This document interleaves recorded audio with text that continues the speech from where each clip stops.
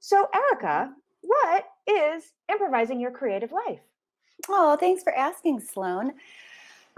Improvising Your Creative Life is a half-day retreat with 3 different workshops, all applying improv. And so for this half-day retreat, we are focused on enhancing your creative lives through applying improv tools of listening, presence, and storytelling. Sounds fun, doesn't it? Sounds great to me. I know, I know. So, Mary, I would like to know a little bit more about what is applied improv. I know, but I think some people don't know.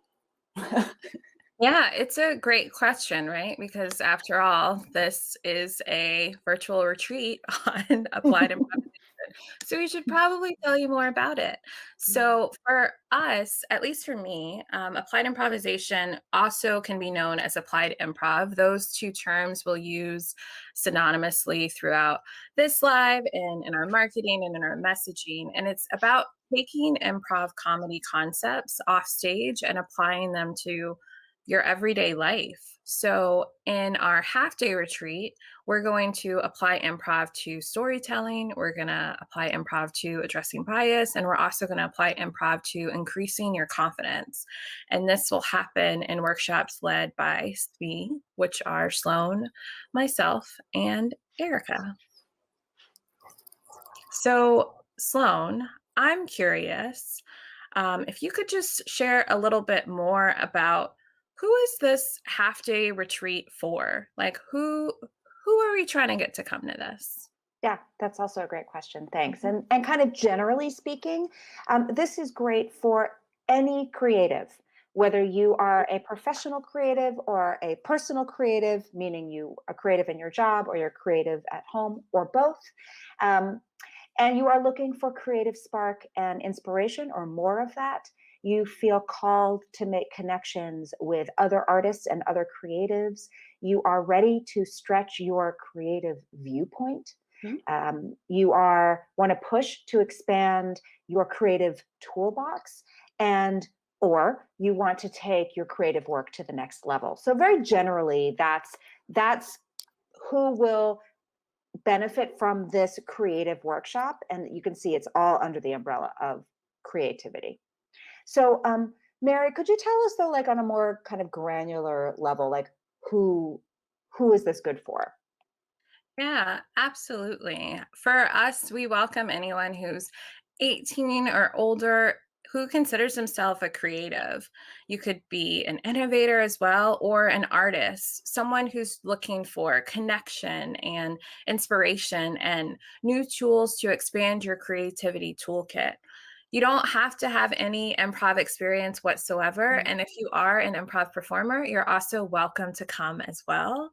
And it's also great for folks who are looking for professional development. I think, Sloan, you've talked a lot about in our conversations about how, we're in a pandemic and it can be hard to find opportunities to connect with other people and develop as a cohort and as a group and move through learning together. So for us, that's what we're trying to create within this retreat. So you'll have an opportunity to meet other creatives.